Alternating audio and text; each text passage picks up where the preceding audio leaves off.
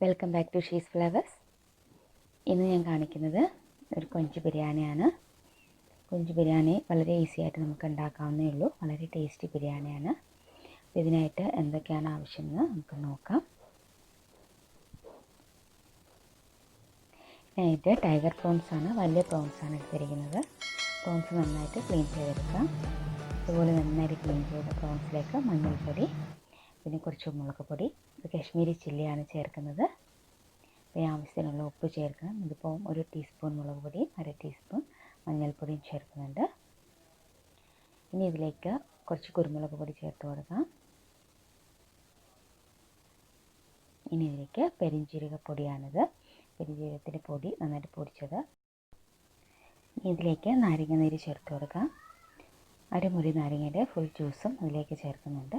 ആവശ്യത്തിനുള്ള ഉപ്പും ചേർത്ത് കൊടുക്കുക. ഇത് നന്നായിട്ട് മാരിനേറ്റ് ചെയ്ത് 1 മണിക്കൂർ വച്ചേക്കാം. നമുക്ക് മാറ്റി വയ്ക്കാം.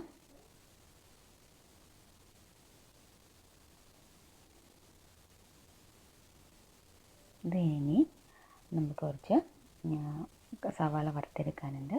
കുറച്ച് നെയ്യും ഓയിലും ചേർത്ത് സ്ലൈസ് ചെയ്ത സവാള നന്നായിട്ട് വറുത്തെടുക്കുക.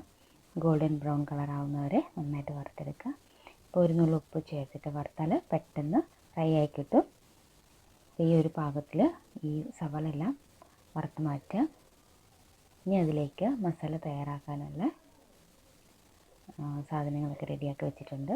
ജിഞ്ചർ ഗാർലിക് പേസ്റ്റ്, കൂടെ പച്ചമുളകും ചേർത്ത് അരച്ചതാണ്. കൂടെ തക്കാളി അരച്ച് വെച്ചിട്ടുണ്ട്.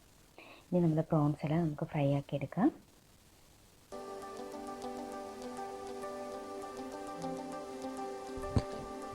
പ്രോൺസ് എല്ലാം നന്നായിട്ട് ഫ്രൈ ആയ ശേഷം ഒരു വശം ഫ്രൈ ആകുമ്പോൾ അടുത്ത വശം തിരിച്ചിട്ട് കൊടുത്താൽ മതി.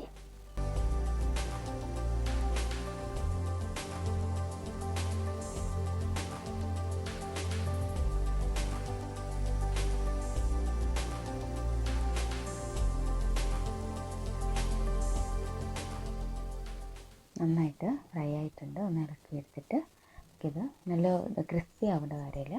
പ്രോൺസ് ഭയങ്കര ഹാർഡായി പോകും. അതുകൊണ്ട് ജസ്റ്റ് ഒന്ന് ഫ്രൈ ആയാൽ മതി. 2 വശം ഒന്ന് മുരിഞ്ഞ് ഇട്ടാൽ മതി. ഇതൊക്കെ നമുക്ക് എടുത്ത് മാറ്റി വയ്ക്കാം. ഇതേ പാനിൽ തന്നെയാണ് നമ്മൾ മസാല തയ്യാറാക്കുന്നത്. എന്താ വെച്ചാൽ ചെമ്മീൻ വറുത്തതിൻ്റെ ഒരു ഫ്ലേവറൊക്കെ പാനിൽ ഓയിലുണ്ടാവും. അപ്പോൾ ഇതിലേക്ക് കുറച്ച് നെയ്യും കൂടി ചേർത്തിട്ട് നമുക്ക് ബാക്കിയുള്ള ചേരുവകളെല്ലാം വഴറ്റിയെടുക്കാം. ഇതിലേക്ക് കുറച്ച് സവാള ചേർക്കുന്നുണ്ട്. ഫ്രൈ ചെയ്ത സവാള വെച്ചത് കൊണ്ടാണ് കുറച്ച് ചേർക്കുന്നത്. ഇനി ഇതിലേക്ക് ഒരു 1/2 സവാള അരിഞ്ഞതാണിത്. ഇനി ഇതിലേക്ക് അരച്ച് വെച്ച ജിഞ്ചർ ഗാർലിക് പേസ്റ്റ്, പച്ചമുളക് 3 കൂടി അരച്ച് വെച്ചതാണ്. ജിഞ്ചർ ഒരു മീഡിയം വലിപ്പത്തിലുള്ള പീസും ഒരു ഫുൾ വെളുത്തുള്ളിയും 5 പച്ചമുളകുമാണ് ഞാൻ എടുത്തത്. നന്നായിട്ട് അരച്ച് വെച്ചിട്ടുണ്ട്.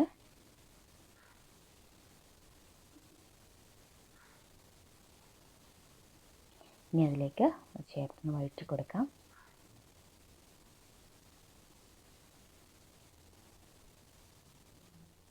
പച്ചമണം പോകുന്ന വരെ വഴറ്റേണ്ട കാര്യമുള്ളൂ. അതിനുശേഷം തക്കാളി പേസ്റ്റാക്കി വെച്ചിട്ടുണ്ട്, അരച്ച് വെച്ചിട്ടുണ്ട്, അതും ചേർത്ത് കൊടുക്കാം. അതിന് മുന്നേ പൊടികൾ ചേർക്കാം.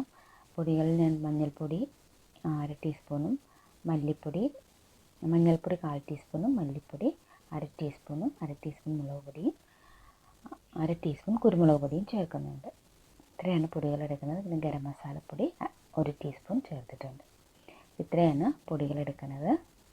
ഇതെല്ലാം കൂടി നന്നായിട്ട് വഴറ്റുക. ഒരുപാട് പൊടികളുടെ ആവശ്യമില്ല, ഇത്ര ആവശ്യമുള്ളൂ. അതിലേക്ക് തക്കാളി അരച്ചതും കൂടി ചേർത്ത് നന്നായിട്ടൊന്ന് വഴറ്റിയെടുക്കുക.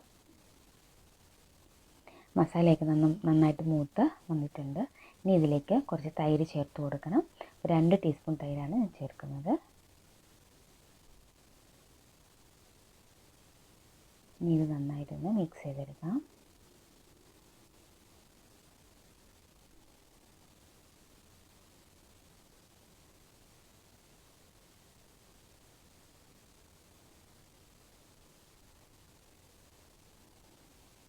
ഇതിലേക്ക് മല്ലിയിലയും പുതിനയിലയും അരിഞ്ഞതാണ്. ഒരു പിടി മല്ലിയിലയും ഒരു പിടി പുതിനയിലയും അരിഞ്ഞത് ചേർത്ത് നന്നായിട്ടൊന്ന് വഴറ്റിയെടുക്കാം.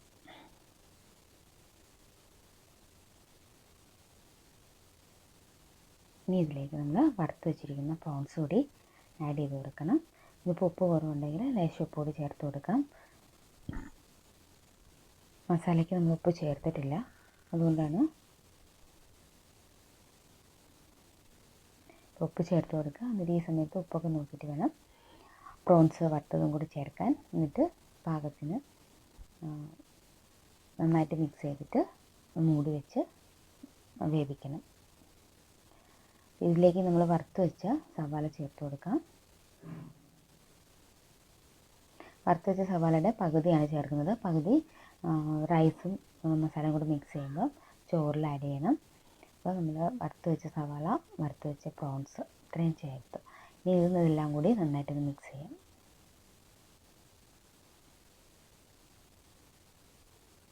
നല്ല ടേസ്റ്റി മസാലയാണ് ഈ പ്രോൺസ് മസാല.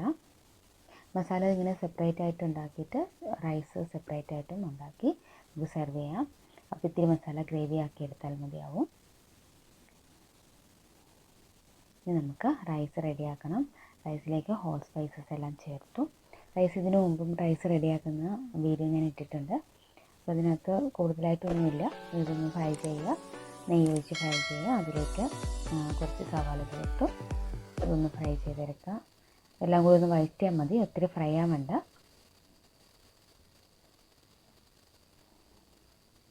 ഇതിലേക്ക് അരിയിട്ട് വെള്ളം ഒഴിച്ച് തിളപ്പിച്ച് വേവിക്കുക, അത്രയേ ഉള്ളൂ. അരി എടുക്കുമ്പം 1 ഗ്ലാസ് അരിക്ക് 1.5 ഗ്ലാസ് വെള്ളം എന്നൊരു കണക്കിൽ എടുക്കുക. ഇതിപ്പം വെന്തിട്ടുണ്ട്. ഒന്ന് ഇളക്കി കൊടുത്തിട്ട് തീ ഓഫ് ചെയ്തിട്ട് ഒന്ന് അടച്ച് വയ്ക്കുക. അപ്പോൾ ബാക്കി കൂടി നന്നായിട്ട് കുക്കായിക്കോളും. അതിനുശേഷമാണ് നമ്മൾ എടുക്കുന്നത്. ഇപ്പോൾ റൈസൊക്കെ റെഡി ആയിട്ടുണ്ട്. കൈമ റൈസാണിത്.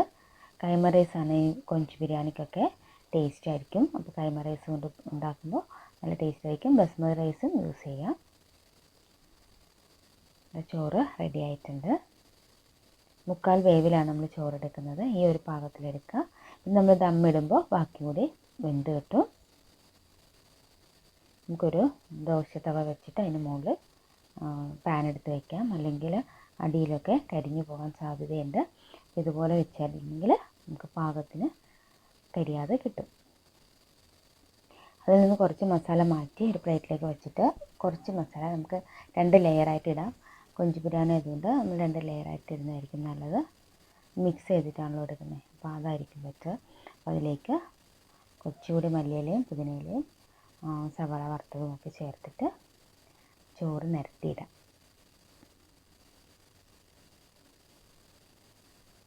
ഇതിലേക്ക് ചോറിങ്ങനെ നിരത്തിയിടാം.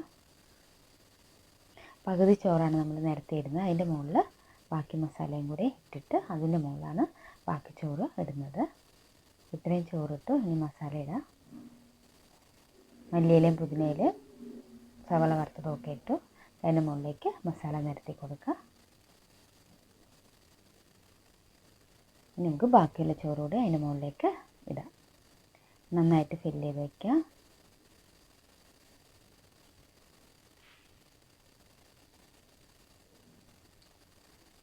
ഇനി ഇതിലേക്ക് മഞ്ഞളും പാലൂടെ കലർക്കിയതാണ് സ്വല്പം ഒഴിച്ചു കൊടുത്തു.